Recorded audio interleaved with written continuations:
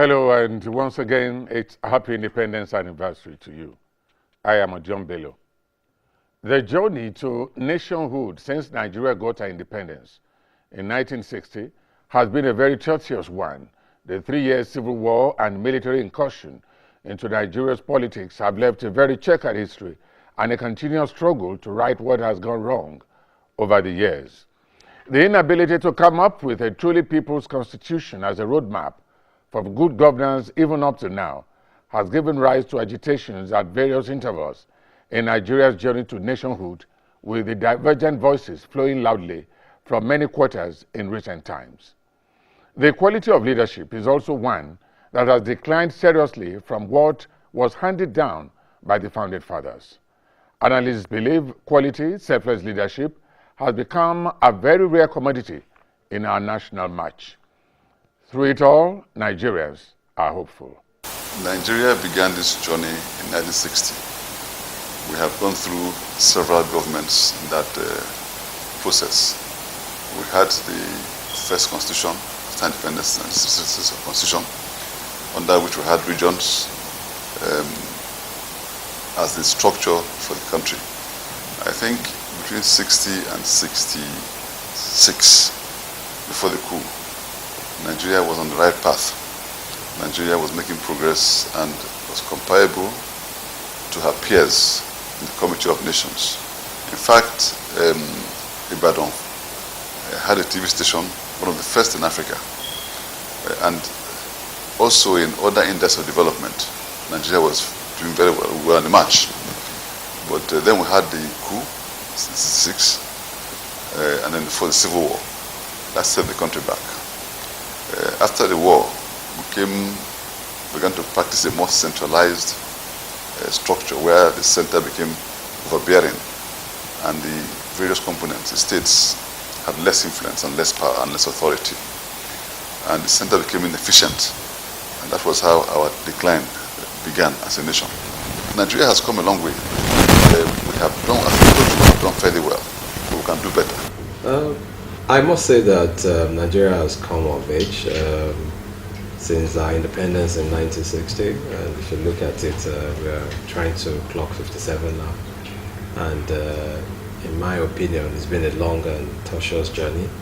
The original concept of the country, when the country was given independence in 1960, the pre-independence time, we had a situation where the country, was divided into 3 regions. By independence, we still had 3 regions. And, the Republican Constitution in 1963 guided leadership until the military incursion. It's been the first military incursion they had about 13 years. Then we got 4 years of democracy. We had another 16 years of military incursion. Now we have the Third Republic, and we've been going on, and it's not been easy. But I must say that in all, we've defied all odds. We are one country, even though we have our differences and we have agitations coming up right now. But we must thank God for the opportunity of being together all these years. And we have been discussing our problems, and I think we've identified our differences, and we're trying to see how we can, still be together as a nation despite our differences. I think it's been a commendable journey, but it could have been better. But we still thank God that we still have a peaceful country as a job. Okay, talk about the unity that we are still together today. Is there any other achievement that you can say that yes, since independence, Nigeria has been able to achieve this or that? I would like to say that in the pre-independence time, we had the regions and a lot of people, we had a situation where people had like for instance, the Western region at independence, they had a free education policy. They started access to education. The pre-colonial period, Nigerians didn't really have access to proper education. With independence and the country coming, I don't think the problem in this country, we've gone through a situation where we have a lot of Nigerians who are competent and capable and well-learned, and they can hold their own anywhere in the world. These are achievements. we know that when you look at the statistics, we still might not be doing too well in the statistics of people that have access to quality education. I think with the population growth, it's even dropping. But at some point in time, as a nation, we had proper access to education, and the percentages of children that had access to early education was comfortable. But along the line, we didn't plan properly for the population growth.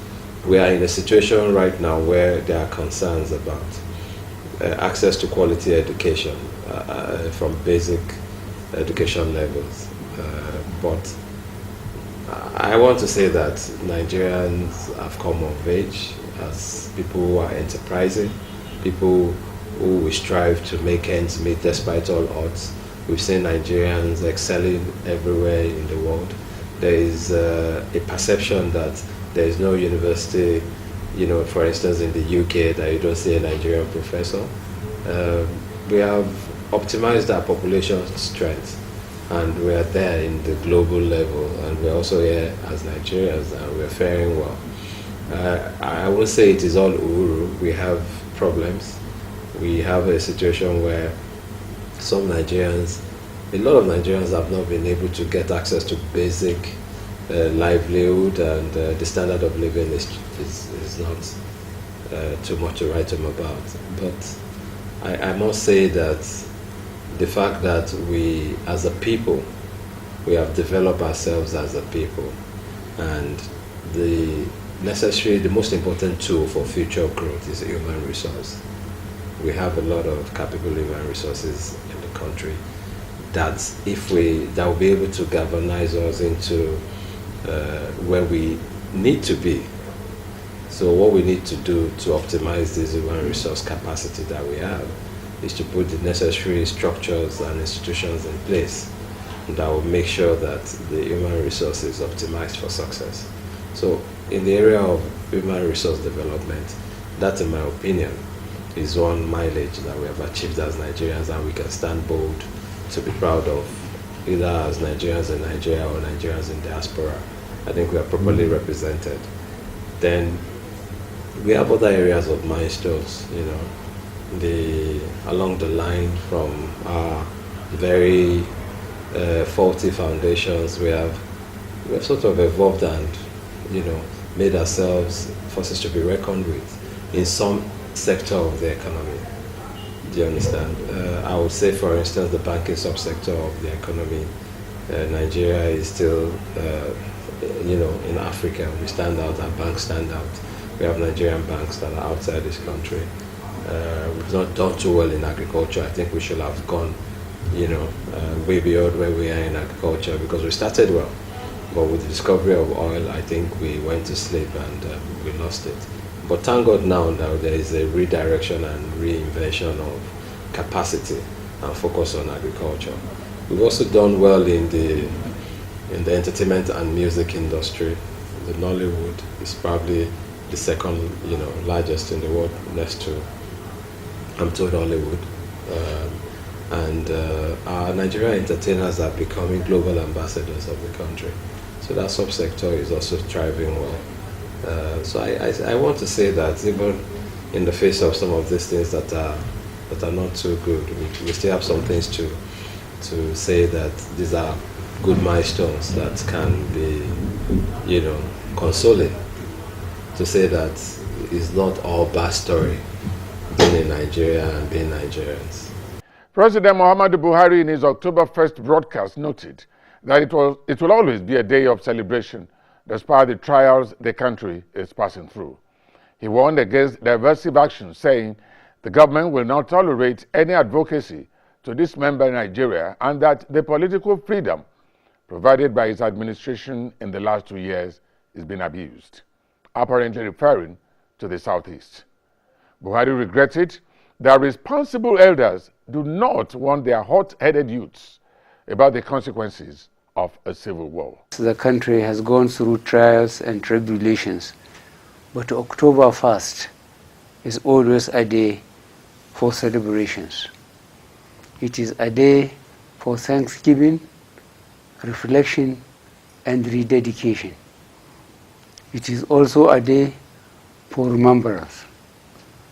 We should remind ourselves of the recent journey from 1999 to 2015, when our country happily returned to democratic rule.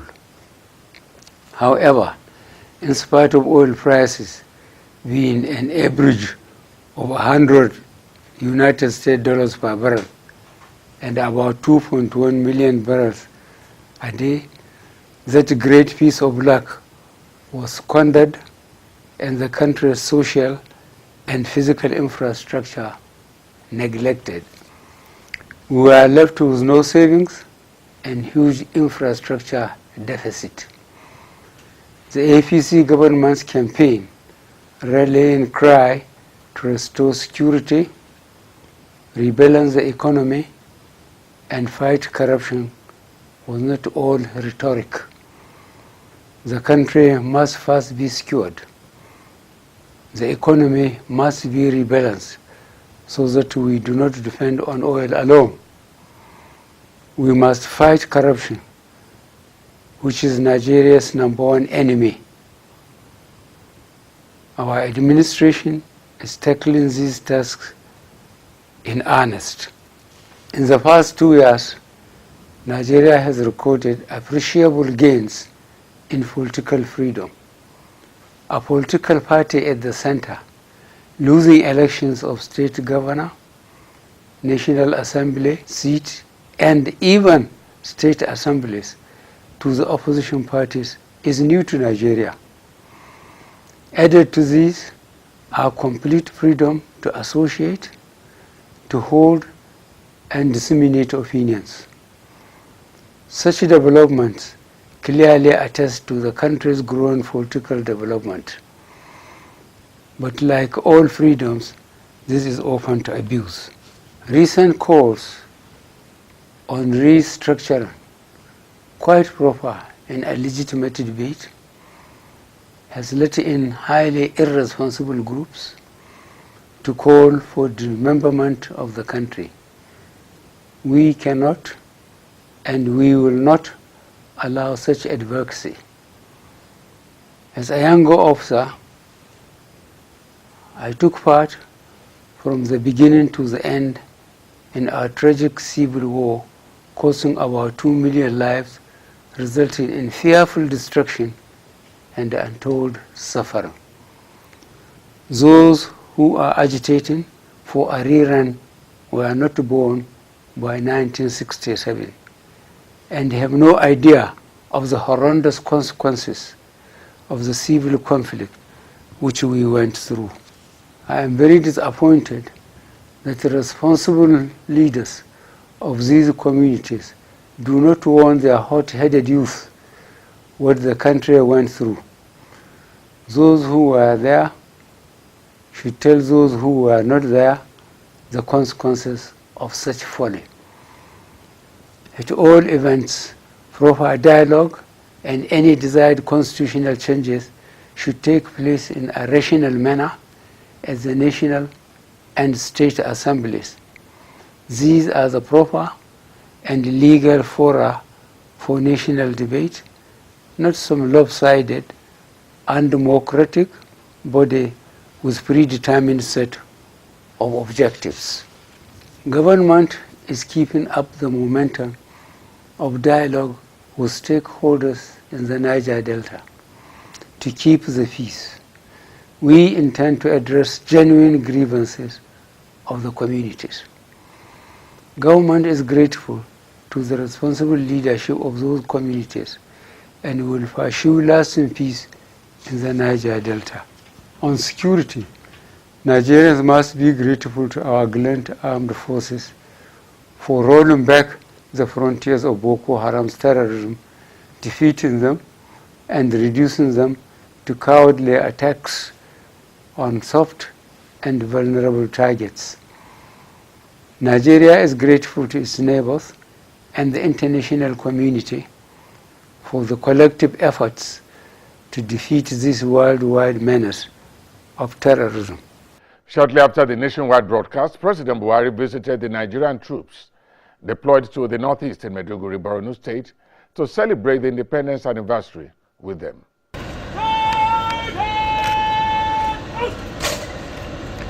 Nigerian troops in Maiduguri got a surprise visitor for the 57th Independence Day celebration, the nation's president and their commander-in-chief, Muhammadu Buhari. Addressing troops at the parade ground, President Buhari commended their sacrifice and urged them to remain loyal to the country. I am here to greet you and to tell you that it's one of the best services that you have to stand firm and serve your country. Your rights as Nigerians, as loyal Nigerians, will be guarded jealously. I expect in return for you to be loyal. Otherwise, the center will not hold. And this center is determined to hold. The Chief of Defense Staff assured that military troops will not relent in their counter-terror operations. The armed forces of Nigeria remain poised to confront evolving internal and external threats in order to guarantee the sovereignty of our country and the safety and security of our people. The President and Commander-in-Chief's visit has been described as a morale booster for troops of Nigeria fighting against Boko Haram, many of whom have been wounded in battle. One of them is Sergeant Owen Enya, who was shot in his neck in Bama. He has given me much confidence that yes, he has us in his heart and he really has the nation in his heart. If your commander-in-chief visits you in the front lines to tell you well done, I assure you that the performance is going to be something else. After the Independence Day festivities, the struggle continues for these troops in their efforts to defeat Boko Haram terrorists.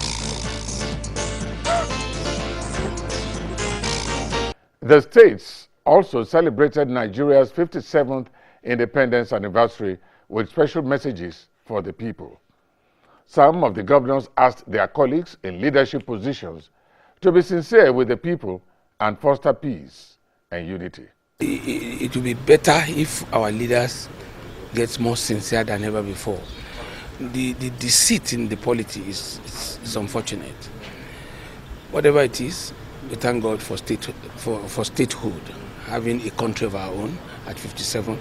But if the leaders are sincere, it will get better. Those calling for restructuring are the patriots of Nigeria, because we want to lay the foundation for a Nigeria that will last for the next 50, 100, 200 years to come.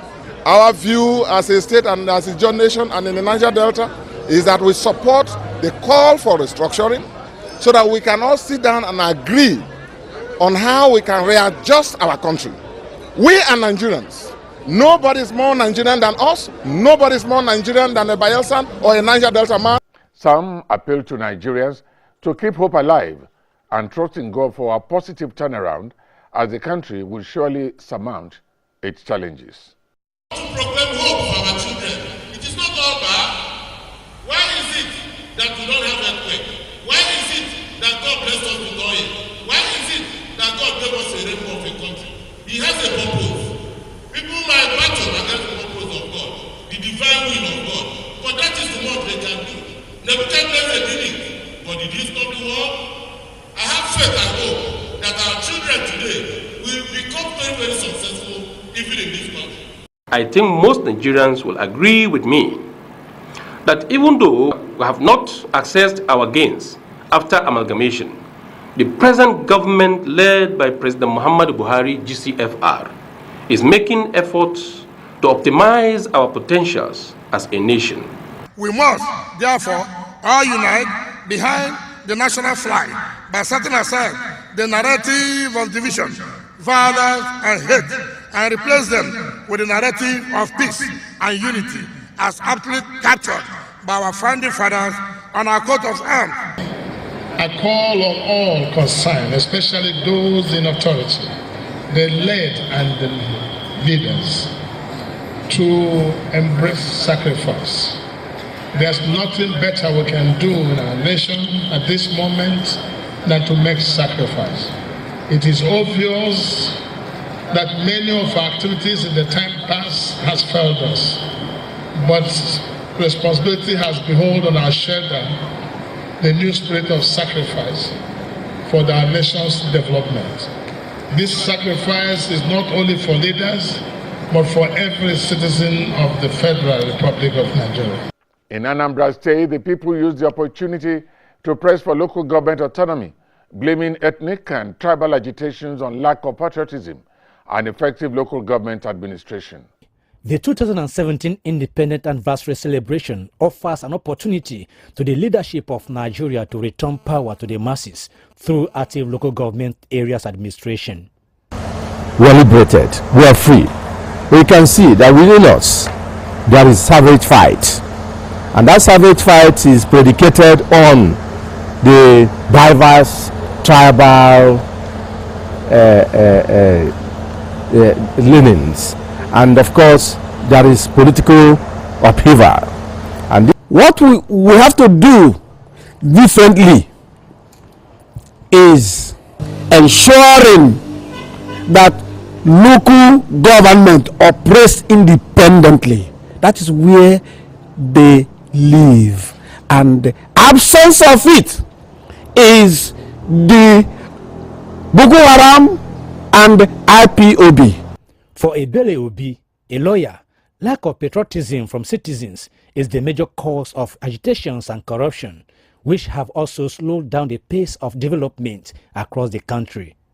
We have problem of patriotism. Our patriotism is to our ethnic groups instead of the country. The corruption we have in this country, if you go deep, you know that patriotism is a real factor. The attention should be paid in our infrastructure, especially these two major routes I mentioned now. Enugu to Onitsha express route that is impassable now. Enugu to Port Harcourt that is impassable now.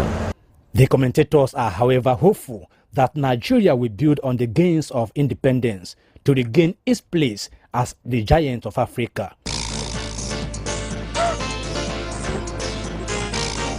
Senate leader Ahmed Lawan says the solution to Nigeria's problems lies with good governance and not the much-touted restructuring. He spoke with AIT's Omo Bazwaye.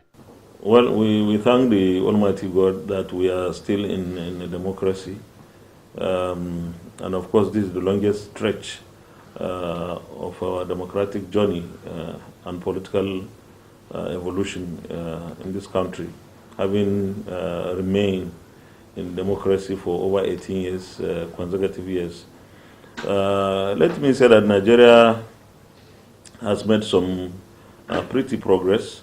We have developed, even though I must qualify it, that we would have loved to be better than what we are today.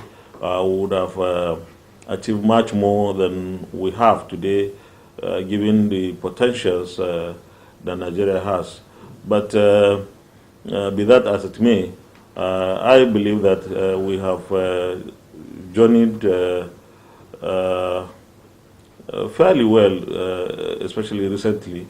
We had ups and downs, especially the early days of the life of this country, when we had to go through a civil war, which was a very unfortunate thing. But of course, it happened, and it is there for us to learn lessons from. We had military interruptions of our democracy. The military governments in some ways contributed to the development of Nigeria, but of course it was a disruption of the democratic journey. There is something, I mean, little or nothing that we can do about that. It is part of our history. But I want to say that as of today, we must be grateful to the Almighty God that we are 57 years old as a country, that Nigeria fought a civil war, had so much political tension. At one point you will imagine or even believe that Nigeria will break into pieces and there will never be a country called Nigeria except in the papers telling the story. But here we are still here. And I believe that this is because God loves Nigeria, but we also have some leaders that are genuine, that are committed to ensuring that Nigeria remains one and that we move steadily in growth and development. So I want to say that it's not enough to say We have about 200 universities. We have bridges and roads. Anybody could do that. No. What we haven't done, I think, is to have leaders who will transform the attitude of Nigerians into a better, more patriotic disposition. I always believe that it's not in the resources that you have that you can develop and achieve your potentials. It's in your attitude, in your orientation to development. In a situation where you'll construct roads and bridges and have bridge protectors and so on, and someone will go and remove the iron for something else, you know that you need to orientate such a society. Yeah. So we need to look at the social engineering